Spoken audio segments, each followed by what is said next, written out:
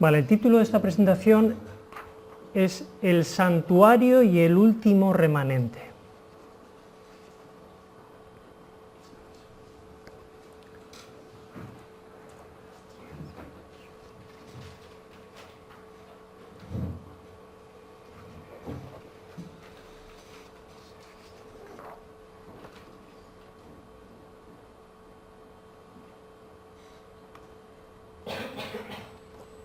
Vosotros sabéis que esta semana se ha celebrado los 500 años de la Reforma, concretamente el 31 de octubre. Ha habido grandes acontecimientos y celebraciones, sorprendentemente, sobre todo entre la Iglesia católica y luterana, tratando de hermanarse y dando la impresión de que en realidad la reforma ya no tiene sentido, ya ha llegado a su fin. De hecho, se han hecho algunas alusiones al hecho de que se ha acabado la reforma protestante. Esto es un plan que se ha preparado desde siglos atrás. Y vamos a verlo. No sé si sabíais también que el Papa dijo en cierta ocasión que el protestantismo es la raíz de todos los males. Claro, quien lo dice es un jesuita. Y los jesuitas forman parte de un plan establecido para hacer una contrarreforma, tirar abajo todo lo que se consiguió a lo largo de los siglos. Y vamos a ver todo esto a la luz del santuario. Y vais a ver que hay, en mi opinión, hay lecciones muy interesantes que tenemos que aprender del santuario y de la reforma. Los que estáis estudiando la Biblia, me imagino que ya conoceréis algo de lo que es la doctrina del santuario. En esa imagen, en el santuario, se da todo lo que es el Evangelio de forma sintetizada. Y vamos a verlo, cómo está en este santuario el plan de la salvación. En el altar de los sacrificios está simbolizado el sacrificio de Cristo, ¿verdad? Después tenemos el lavacro, que simboliza la conversión, el lavamiento de los pecados, y fijaros el proceso que sigue esto, y el bautismo como símbolo de la conversión. Tenemos también el candelabro, que representa al Espíritu Santo, y tenemos también la mesa de los panes, que representa a la palabra de Dios. Y luego tenemos el altar del incienso, donde está representando ahí la intercesión de un mediador y las oraciones que se hacen en ese altar. Y por último tenemos el arca del testimonio con la ley de Dios. En esta imagen tenemos todo lo que es la doctrina, todo lo que es el plan de la salvación está aquí.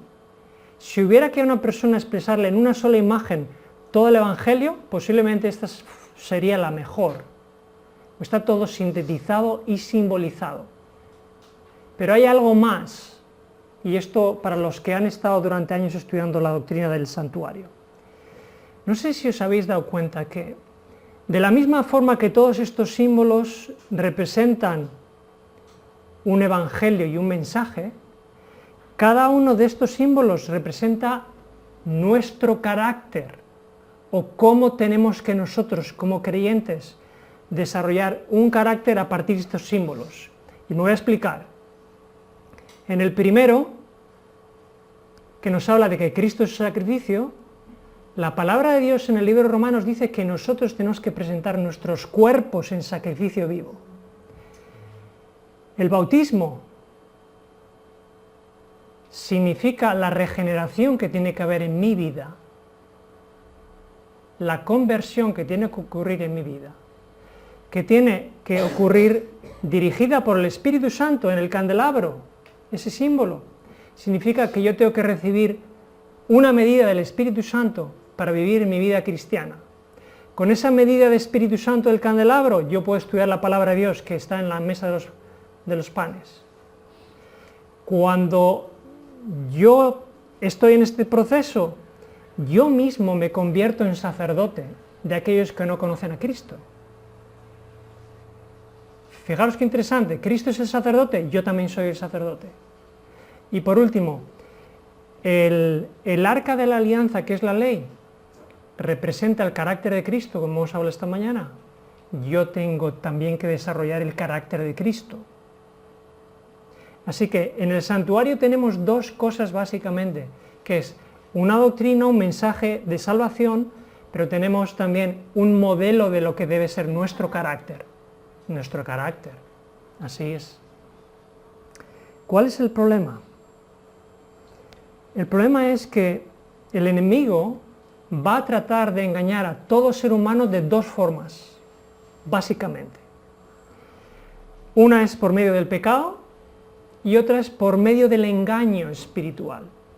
El pecado está para los carnales, para la gente común, pero la gente espiritual es engañada de forma espiritual y el enemigo trató de elaborar un mecanismo de engaño que tirara abajo por completo todo esto que estáis viendo ahora mismo. Todo este plan de Dios, el enemigo lo diseñó para destruirlo por completo. Y este santuario, este concepto que estamos hablando es tan importante que el mismo salmista dijo, entrado en el santuario comprendí. Porque cuando yo estudio el santuario, yo comprendo el plan de la salvación y comprendo lo que Dios me pide a mí como persona, porque no estamos hablando de ideas, ni de doctrinas, sino de una forma de vivir. Ahora bien, el enemigo diseñó un santuario católico. En vez de Cristo ser el sacrificio y representar la justicia por la fe, ellos diseñaron la penitencia por la cual cada uno por sus propias obras se puede salvar. Vaciaron el baptisterio o el lavacro, lo vaciaron de agua hasta reducirlo en una pequeña cantidad de agua para colocarla en la cabeza de una persona, tirando abajo por tierra la doctrina del santuario, del bautismo en este caso. En vez de la luz del Espíritu Santo, colocaron velas en las iglesias para alumbrar en medio de la oscuridad espiritual.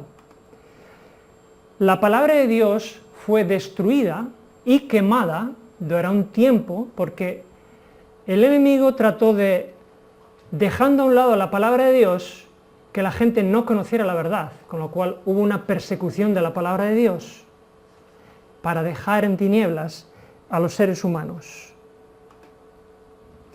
En vez de nuestro intercesor Jesucristo, ellos colocaron otro intercesor, papa, obispos, curas, pero nada que representara a Cristo. Y por último, aquella ley sagrada que representa el carácter de Dios fue falsificada, fue modificada, de tal forma que dejó de ser referencia moral y, de hecho, fue colocada a un nivel inferior que la tradición. Porque para este pensamiento, la tradición está por encima de la ley. Así que tenemos la falsificación perfecta del plan de Dios para dar a conocer su mensaje. Ahora bien, esto es lo que dijo más o menos Daniel 8:11 en otro contexto, pero las palabras no sirven. El lugar de su santuario fue echado por tierra. Este sistema romano católico tiró abajo el sistema o la creencia, la doctrina del santuario. Pero Dios tenía un plan. El plan de Dios era reedificad la casa y pondré en ella mi voluntad. Igual que literalmente el pueblo de Israel tuvo que reedificar la casa, Dios tuvo que reedificar toda la doctrina del santuario y escogió una serie de hombres que fueron los reformadores que a lo largo de siglos tuvieron que reformar y restablecer esta doctrina. Ellos mismos no sabían de qué forma Dios los estaba utilizando, y yo os voy a mostrar qué cosa más interesante, cómo Dios a lo largo de los siglos va a restablecer esta doctrina. Observar bien, Juan Wycliffe, siglo XIV, por cierto, el primer reformador, al que se le llamó el lucero de la mañana, de la Reforma, el lucero de la Reforma. Este hombre, antes aún que Lutero, posiblemente el pionero de la verdadera Reforma, obviamente, un hombre inglés que fue capaz de traducir por primera vez la palabra de Dios al idioma inglés. Y Dios escogió a este hombre para que a través de él luego esa versión se pudiera traducir para extender el Evangelio, porque en ese momento había tinieblas espirituales en el mundo y especialmente en Europa. Este fue el primero. Una vez traducida la Biblia, apareció Lutero para restablecer la justicia por la fe, que no es otra cosa que Cristo es el único que nos puede dar la salvación. Ningún esfuerzo humano, como decían los católicos, puede colocarnos en el camino de la salvación. Luego vino Juan Smith en el siglo XVI. ¿Y quién fue Juan Smith? Juan Smith fue el fundador de la Iglesia Bautista. Así como Lutero fundó la Iglesia Luterana, luego vino Juan Smith para reformar más aún este concepto e introdujo otra vez el concepto del bautismo, y de él surgió la Iglesia Bautista. Curiosamente. El siguiente, Juan Calvino. Juan Calvino, que fue obviamente el fundador de la Iglesia calvinista, habló de la necesidad de no depender de intermediarios humanos, sino nosotros acceder directamente a Dios sin ninguna intercesión de ningún papa o obispo. Y luego vino Juan Wesley, que enfatizó la idea de que necesitamos el Espíritu Santo para poder vivir una vida de santidad. Y por último, ¿quién llegó al final? ¿Quién llegó para restablecer el arca con la ley? Como pionero de un movimiento que iba a restablecer.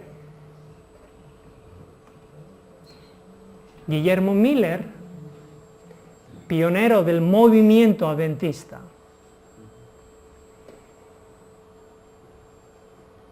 Que a partir de la profecía de los 2300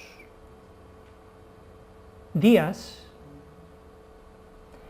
abrió el entendimiento de un grupo de personas y les hizo entender la doctrina del santuario celestial, y ese santuario celestial donde hay una ley, llevó al punto en un momento dado en que el movimiento adventista aceptó toda la ley de Dios como todavía vigente, porque si hay una ley en el cielo, ¿cómo no la va a haber en la tierra? Fijaros que desde Wycliffe hasta Miller pasan siglos hasta que Dios restablece toda esta doctrina. Y esta es una lección que tenemos que aprender también. Nosotros, los seres humanos, que tenemos siempre prisa para hacer todo prisa, rápido y corriendo, Dios nunca tiene prisa. Dios podría haber hecho la creación en un solo día o en un solo segundo. Y Dios siempre toma su tiempo para hacer las cosas, igual que en este caso. Pero, paralelamente a todo esto que habéis visto, desde el siglo XVI surgió un movimiento a partir del Concilio de Trento para ir en contra de la reforma que Dios había programado. Y en este Concilio de Trento, dos cosas sobre todo querían ellos conseguir, y era mantener inalterables todas las doctrinas del papado, y número dos, diseñar un ataque contra la doctrina de la reforma. Este fue el plan que corrió paralelamente al plan que tenía Dios, porque las fuerzas del bien y las fuerzas del mal siempre han estado en conflicto desde que Satanás se rebeló. Y eso se ha trasladado a la tierra y siguen en conflicto hasta el día de hoy, aunque se nos haga creer que las cosas van bien, o aparentemente vayan bien, no van tan bien. Y fijaros bien, la cita dice, Roma nunca cambia. Quien cambiará será el protestantismo. Roma nunca cambia. Si Roma ahora se está uniendo virtualmente a la Iglesia luterana y Roma está creando un movimiento ecuménico para que todas las iglesias sean amigas y todos se lleven bien, es porque los protestantes han cedido, porque Roma nunca cambia. Y si Roma nunca cambia, os pregunto, aquella persecución que hubo en la Edad Media contra los fieles, contra la palabra de Dios, si Roma nunca cambia, ¿creéis que puede volver a ocurrir? Cuando tenga el poder, otra vez. Cuando tenga el poder, exactamente. Si no ocurre es porque todavía no tiene el poder, este es el problema. Y ellos están creando un santuario ecuménico, porque el primer modelo que crearon fue muy impopular. Había que perseguir a la gente, era un modelo europeo, porque estaba restringido el catolicismo a Europa, pero ahora somos ya más globales y más universales. Hay que crear otra falsificación nueva del santuario. Entonces, todas las religiones valen, todas son aceptables. No hace falta Cristo como el único en el que uno puede ser salvo. Entonces, tenemos que aceptar a todas las religiones igual. Como tenemos que aceptar a todas las religiones igual, todos los rituales de iniciación valen, como se ha dicho ya. Vale el ritual de iniciación de un hindú, de un budista, de un masón, de cualquiera.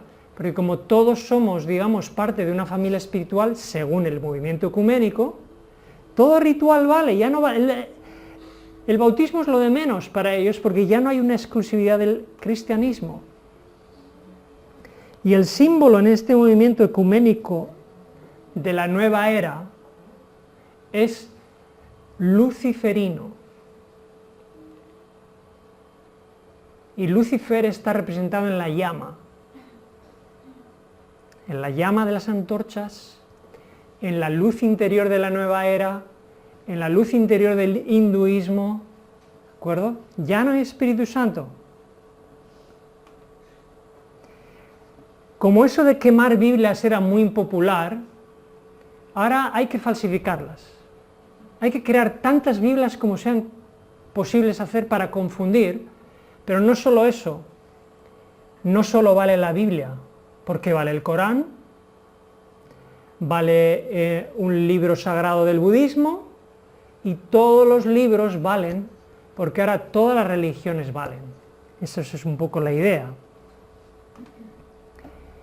Ya no nos hace falta intermediario, y ahora vamos a introducir una doctrina todavía más atractiva, y es que como nosotros en nuestro interior tenemos la divinidad, ¿para qué nos hace falta un intermediario? Si somos dioses. Porque el concepto de la nueva era es precisamente buscar lo divino dentro de nosotros, y en la medida que encontramos lo divino, nos encontramos con Dios dentro de nosotros, no hace falta intercesor. Y por último, la palabra de Dios hay que enterrarla. Pero concretamente la ley de Dios. La ley de Dios, que es el único valor absoluto que nos puede decir, como se mencionaba antes, qué es lo correcto y qué es no correcto, está siendo tirada por tierra desde todos los aspectos, desde todos los frentes de la sociedad. Si seguís un poco lo que está ocurriendo en los Estados Unidos, la ley de Dios se ha quitado de colegios, ayuntamientos y de todas las instituciones públicas, porque no quieren ley de Dios, no quieren ni que se exponga en ningún lugar, porque la ley de Dios nos indica lo que es correcto y lo que no es correcto. Hay una guerra abierta contra la ley de Dios a todos los niveles. Este es el modelo ecuménico. Este es el modelo ecuménico que está obviamente en completa oposición al modelo que antes os he enseñado, que es el de arriba, el bíblico. ¿Os dais cuenta cuán sutil es el engaño? ¿De qué forma la gente está siendo llevada a adorar a Lucifer a través de una forma de adoración que en realidad está imitando al santuario verdadero?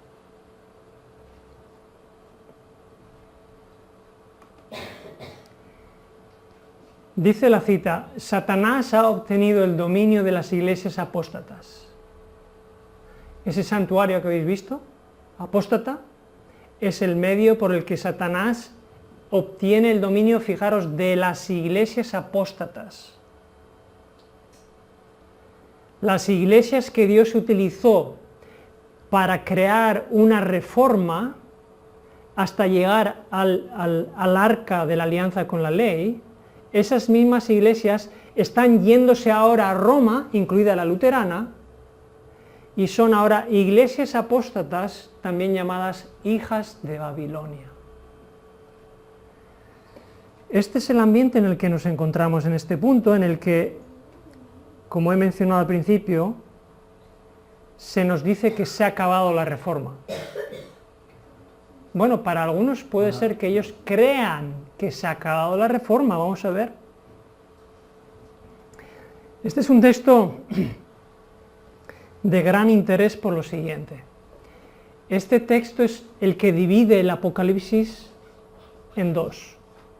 Y este texto que dice, el templo de Dios fue abierto en el cielo y el arca de su pacto se veía en el templo, es muy significativo. Porque cuando en esta tierra, en este mundo, se nos haga creer que la reforma se ha acabado, que no hay en el cielo una ley, y que en esta tierra, aquí donde estamos viviendo nosotros, ya no hay, y no tiene importancia ni la palabra de Dios ni la ley, dice ese texto que el templo de Dios fue abierto en el cielo, y el arca de su pacto se veía. ¿Y qué es lo que hay en el arca del pacto en el cielo? Precisamente la ley, así es. Apocalipsis 14:1 dice, los 144.000 tenían el nombre del Cordero y de su Padre escrito en la frente. ¿Qué quiere decir esto? Los sellados. ¿Qué significa el sello? ¿Qué representa el sello? La santidad, muy bien, el carácter de Dios. Os pregunto, y voy a lanzaros dos o tres preguntas, pero antes quiero también leer esta cita. Cuando el carácter de Cristo sea perfectamente reproducido en su pueblo, entonces vendrá Él para reclamarlos como suyos. ¿Qué es lo que dice ahí que tiene que ocurrir en nuestra vida para que Cristo venga? Un cambio tremendo para posicionar a Jesucristo, para que estemos preparados, y cuando Él vea que hay 144.000... Vale. En 144.000 personas tiene que ocurrir esto para que Cristo venga. Yo os pregunto, ¿ha ocurrido ya? Entonces os pregunto otra pregunta además. ¿Tiene que ocurrir? ¿Tiene que haber una reforma en nuestros caracteres? Entonces, ¿ha acabado la reforma? No. Entonces la reforma no ha acabado porque nuestros caracteres no han sido reformados al punto de que estemos reflejando el carácter de Cristo. ¿Veis el engaño tan grande? Se le dice a la gente, la reforma se ha acabado, pero es que la reforma protestante no era solamente una reforma teológica, era una reforma del carácter del ser humano. Porque lo que Dios está esperando para volver no es una doctrina teológica, es el reflejo de su propio carácter en 144.000 personas, que lo que estén diciendo es, estas personas son el templo de Dios en la tierra que está reflejando el templo de Dios en el cielo. ¿Os dais cuenta qué interesante? Todos los elementos del santuario reflejados en el carácter de un grupo de personas que estarán esperando a Cristo. Y ahí se verá la ley. Y ahí se verá la ley, claro que sí. En ese santuario. Y en ese santuario que acabas de mencionar, que se verá la ley, vamos a Vamos a unir esa idea con Apocalipsis 3:12 que dice, al que venciere, yo le haré columna en el templo de Dios. Fijaros qué promesa más bonita. Los 144.000 que estarán representando en la tierra el templo de Dios van a ser parte del templo de Dios en el cielo. No habrá otro ser humano en la historia que tendrá este privilegio.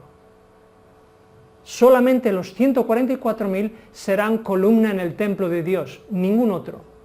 Ningún otro tendrá el privilegio de estar tan cerca de Dios como los 144.000. ¿No os parece interesante? Y escalofriante. ¿Sabéis cómo llama Dios a esta obra que tiene que ser hecha en los 144.000? La obra que llama es esta, el misterio de Dios. El misterio de Dios, vamos a ver si... Aquí. El misterio de Dios se consumirá. Vaya, me va atrás. Se consumará, exactamente. El misterio de Dios se consumará. Se concluirá. El misterio de Dios es que nosotros que somos barro, que hemos nacido con una naturaleza pecaminosa, podamos ser transformados, convertidos a la imagen de Dios, y que podamos estar reflejando el carácter de Dios cuando Él venga a la tierra y pueda luego hacernos columna en el templo de Dios. Ese es el misterio de Dios que Dios quiere que ocurra en nuestras vidas. La pregunta que yo tengo que haceros: ¿tenemos el carácter del Cordero?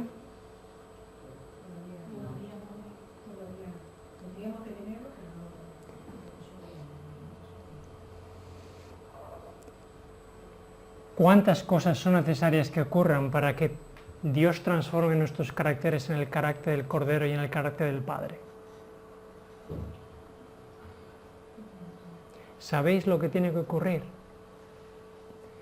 Que pasemos por las pruebas, que pasemos por el fuego, que pasemos por la persecución, para que toda la escoria que hay en nuestras vidas sea quemada y Dios pueda formar un carácter. Yo desearía que cada uno de los que estéis aquí podáis formar parte de los 144.000. La reforma no se ha acabado. La reforma tiene que ser hecha en nuestros caracteres, y en la medida que sea hecha esa reforma, seguiremos protestando. Tenemos que seguir protestando, porque va a haber una gran cantidad de personas engañadas por Babilonia, a los cuales tendremos que decir: salid de ella, pueblo mío, porque Dios está preparando un pueblo. Por eso, ni la reforma ha terminado, ni el protestantismo ha terminado. La reforma y el protestantismo terminará el día antes de que Cristo venga a esta tierra. Que Dios pueda hacer que nosotros estemos dentro de esos 144.000. Amén.